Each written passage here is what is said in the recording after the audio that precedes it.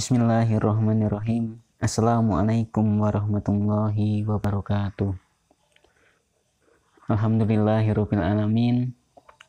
Segala puji bagi Allah yang telah mengizinkan kita bertemu kembali dalam pembelajaran IPS kelas 8. Bertemu lagi dengan saya Ustadz Makmuri gitu.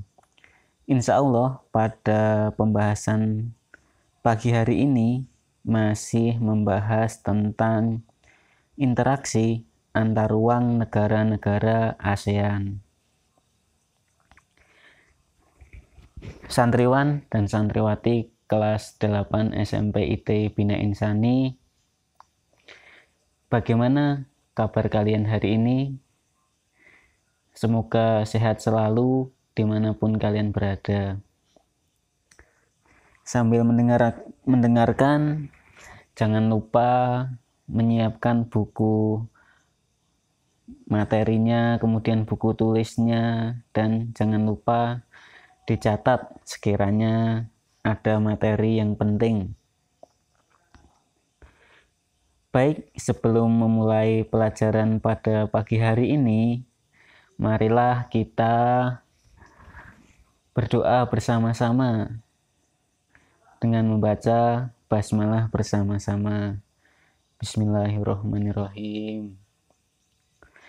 Semoga memudahkan kita dalam memahami ilmu-ilmu yang bermanfaat. Santriwan dan santriwati kelas 8, pada pembahasan hari ini kita masih akan belajar tentang interaksi antar negara ASEAN, khususnya tentang pengertian faktor pendorong dan penghambat kerjasama.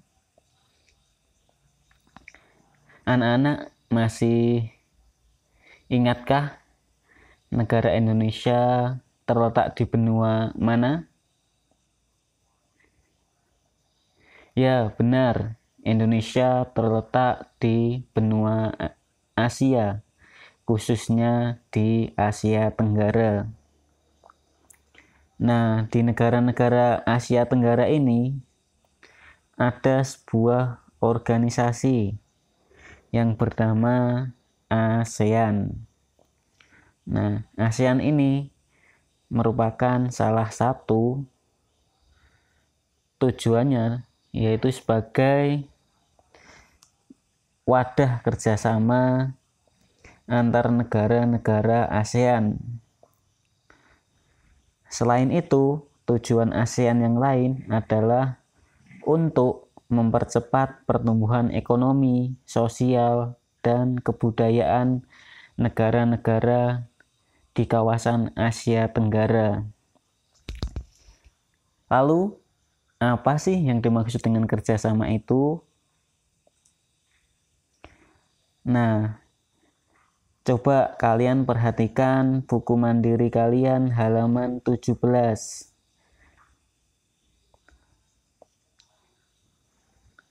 Dalam Kamus Besar Bahasa Indonesia, kerjasama berarti adalah kegiatan atau usaha yang dilakukan oleh beberapa orang atau lembaga atau pemerintahan untuk mencapai tujuan bersama.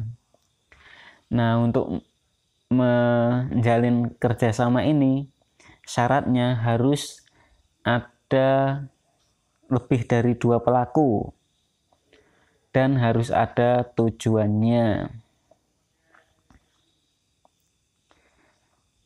Nah, ketika dalam melakukan kerjasama dan interaksi antar negara ASEAN, tentunya ada faktor-faktor yang mendorong maupun yang menghambat kerjasama tersebut.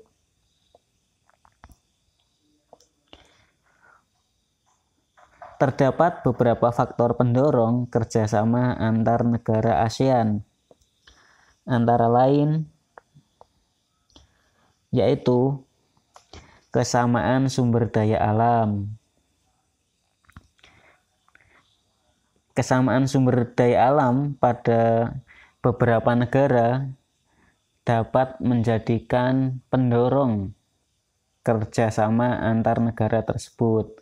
Misalnya negara Indonesia dengan negara Thailand yang sama-sama menghasilkan padi. Nah, itu nanti bisa mendorong terjadinya kerjasama di bidang pertanian. Contohnya di bidang bioteknologi, kemudian di teknologi pemberantasan hama, dan lain-lain. Kemudian yang kedua yaitu kesamaan wilayah. Nah, negara-negara yang terletak pada suatu wilayah yang sama dapat mendorong untuk melakukan kerjasama. Nah, contohnya saja di Asia Tenggara. Nah, karena mereka berada dalam satu wilayah, maka negara-negara di Asia Tenggara membentuk ASEAN. Untuk faktor yang lain, itu bisa berupa kesamaan ideologi, kemudian perbedaan sumber daya alam, dan perbedaan teknologi. Kerjasama tidak hanya berjalan mulus, mesti ada beberapa faktor yang menghambat kerjasama tersebut. Lalu, faktor-faktor apa saja sih yang menjadi penghambat kerjasama antar negara? Coba ada yang tahu nggak? Nah, benar sekali. Yang pertama adalah keamanan negara. Suatu negara yang tidak aman menjadikan negara lain untuk tidak mau bekerja sama dengan negara tersebut. Misalnya nih, negara A itu negaranya sering terjadi konflik, sering terjadi perperangan. Nah, dia mau mengajak kerjasama negara B.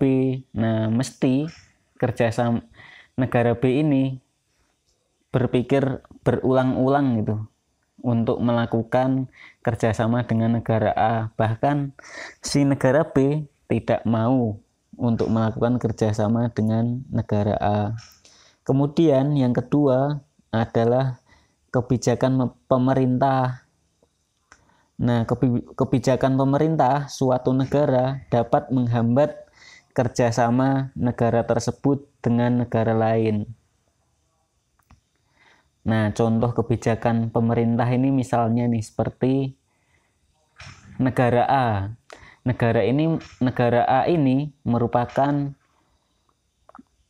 negara pertanian. Kemudian negara ini menerapkan kebijakan tidak boleh mengimpor hasil-hasil pertanian dari negara lain. Nah, itu contoh dari kebijakan pemerintah sehingga menghambat kerjasama dengan negara-negara yang lain. Kemudian selanjutnya yaitu perang antar negara. Perang yang terjadi antar negara tentu akan menunda atau menghentikan kerjasama antar negara tersebut. Misalnya nih, negara yang sering dilanda perang itu relatif lebih susah untuk bekerja sama dengan negara lain. Kemudian apa saja sih bentuk-bentuk kerjasama dalam lingkup ASEAN? Nah, dalam lingkup ASEAN, bentuk-bentuk kerjasamanya itu dalam berbagai hal. Misalnya di bidang sosial dan budaya, kemudian di bidang politik dan keamanan, kemudian di bidang pendidikan, dan yang terakhir bisa juga dalam bidang ekonomi. Nah, kita contohnya ngambil di bidang pendidikan. Nah, pendidikan contoh kerjasamanya itu berupa mempromosikan kepedulian ASEAN terhadap pemuda. Kemudian juga bisa memperkuat identitas ASEAN. Yang ketiga, membangun sumber daya manusia. Yang keempat, menguatkan kerjasama antar universitas ASEAN. Nah, contoh nyata dari bentuk-bentuk kerjasama ASEAN dalam bidang pendidikan itu bisa berupa pertukaran pelajar ataupun dalam bentuk pertukaran mahasiswa. Misalnya nih, kalian ini ya, sekolahnya di Indonesia, kemudian negara Thailand itu mengadakan pertukaran pelajar untuk negara-negara di Asia Tenggara. Nah, kalau kalian bisa mengikuti kegiatan pertukaran pelajar tersebut. Biasanya pertukaran pelajar itu antara 3 bulan sampai 6 bulan. Begitupun juga sebaliknya, negara Thailand juga bisa mengikuti pertukaran pelajar ke Indonesia. Nah, lalu pengaruh apa saja dalam kerjasama ASEAN? Nah, kita ambil contoh nomor 3 yaitu di bidang pendidikan. Nah, ASEAN telah membentuk jaringan universitas se-ASEAN untuk pemberian beasiswa maupun pertukaran pelajar. Kemudian, pembentukan masyarakat yang belajar sepanjang hidup. Yang ketiga, kerjasama antar universitas di ASEAN untuk melakukan penelitian atau riset. Nah, pengaruhnya mudahnya gini, ya seperti kayak tadi dalam bentuk-bentuk kerjasamanya. Nah, pengaruhnya itu juga misalnya nih, kalian sebagai pelajar di Indonesia, kemudian kalian pengen belajar misalnya di Singapura. Nah, di Singapura ini yang tempat tujuan kalian belajar itu mengadakan beasiswa dan kalian dapat mengikutinya. Kemudian bisa juga dalam bentuk penelitian bersama. Nah, misalnya nih, kan sekarang masih dalam masa pandemi. Nah, ini kesempatan nih buat para peneliti-peneliti untuk menemukan formula yang tepat untuk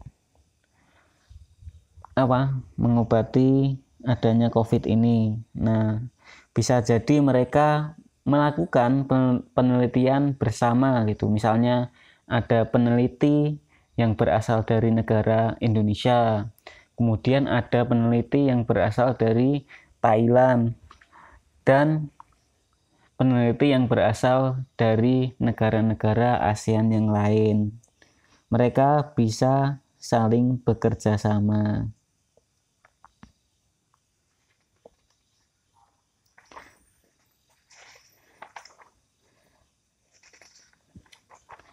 Kemudian kita akan membahas tentang pengaruh, perubahan, dan interaksi keruangan terhadap kehidupan negara ASEAN.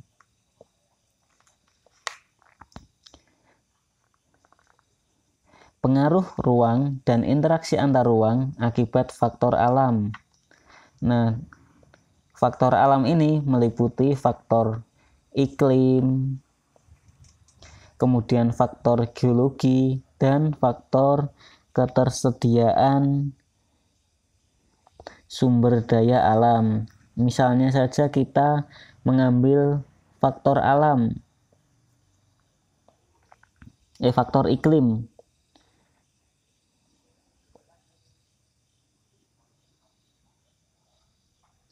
Nih contohnya nih, negara ASEAN memiliki sumber daya alam yang beragam. Akibatnya terjadi perdagangan antar negara yang diharapkan dapat mensejahterakan masyarakat ASEAN. Nah, ini karena adanya pengaruh ruang dan interaksi antar ruang. Nah, misalnya nih, yang nomor 3 ini, misalnya negara A itu penghasil hasil pertanian yang melimpah. Kemudian karena melimpah, kemudian diekspor ke negara-negara tetangga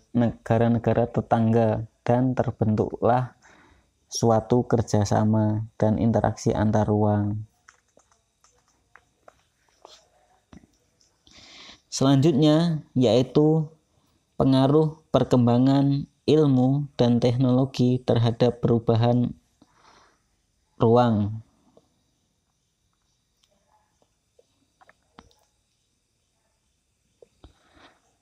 Nah, ini dibagi menjadi 2, yaitu peningkatan teknologi komunikasi. Pada zaman sekarang ini, bertambahnya kepemilikan smartphone dengan harga terjangkau memberikan akses internet dengan lebih mudah. Nah, misalnya nih, kan dengan adanya smartphone ini mempermudah kita dalam menjalin komunikasi antar suatu wilayah. Nah, misalnya dari negara A ke negara B, dengan adanya smartphone itu bisa memperlancar adanya kerjasama. Kemudian yang kedua yaitu peningkatan teknologi transportasi. Peningkatan teknologi transportasi memudahkan perpindahan orang atau barang dari suatu wilayah ke wilayah yang lain. Nah, contohnya nih, kalau dulu misalnya mau ke ibadah haji lah, itu harus naik ini kapal. Nah, sekarang dengan adanya kemudahan teknologi transportasi, sekarang lebih mudah pakai pesawat terbang.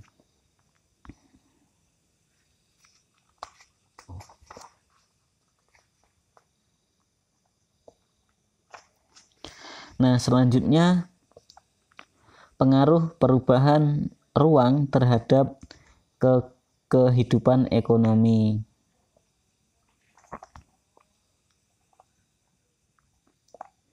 Nah, di negara-negara ASEAN sekarang telah menetapkan ASEAN Free Trade Area atau AFTA.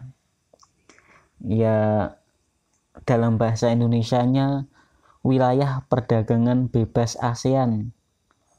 Nah, perdagangan bebas ini dimulai pada 31 Desember 2015. Itu berarti barang dan jasa antar negara ASEAN dapat keluar masuk tanpa biaya. Misalnya nih, misalnya Indonesia punya motor gitu, kemudian mau dikirim ke luar Indonesia itu tanpa biaya gitu, maksudnya tanpa biaya masuk. Kemudian tujuan AFTA ini adalah meningkatkan perdagangan antar negara ASEAN. Kemudian juga bisa menarik investasi asing. Tentunya dengan adanya wilayah perdagangan bebas ASEAN ini terdapat keuntungan dan kerugian yang dialami oleh masing-masing negara. Yang pertama yaitu keuntungan AFTA. Keuntungannya adalah masuknya investasi asing dan SDM yang tinggi. Kemudian yang kedua, mendorong kompetensi, inovasi, dan perluasan pasar. Kemudian kerugiannya dapat berubah. Pendapatan sebagian negara dari ekspor akan berkurang karena tadi barang dari negara lain itu bebas keluar masuk. Kemudian yang kedua, masyarakat yang minim skill akan kalah bersaing dengan warga asing. Biasanya kalau udah kalah kayak gini, mereka menjadi pegawai rendahan.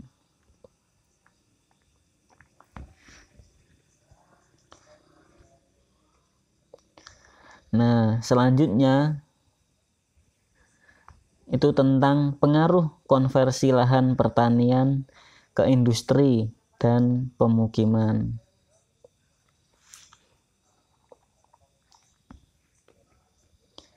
Nah, pada zaman sekarang ini, lahan-lahan pertanian yang dulunya digunakan sebagai bercocok tanam maupun berkebun, nah sekarang beralih fungsi menjadi lahan industri maupun pemukiman. Biasanya dibuat pabrik ataupun dibuat perumahan. Nah sekarang, nah kita akan membahas sejumlah faktor-faktor yang mempengaruhi perubahan lahan pertanian menjadi lahan industri atau pemukiman. Antara lain, faktor-faktornya adalah pesatnya perubahan penduduk, kemudian biaya produksi pertanian tidak sebanding dengan hasil pertanian.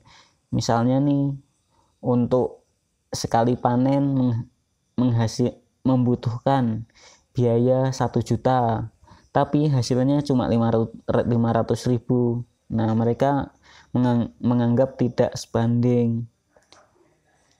Kemudian yang ketiga adalah kebutuhan mendesak para petani.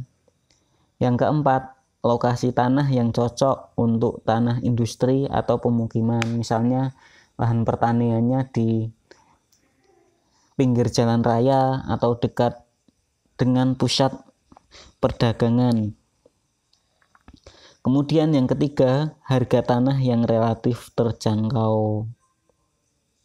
Kemudian dampak apa saja sih yang diterima apabila ada perubahan dari lahan pertanian ke industri ataupun pemukiman? Nah, efeknya adalah berkurangnya ekosistem sawah, kemudian pencemaran lingkungan akibat perindustrian, kemudian petani dapat kehilangan pekerjaannya.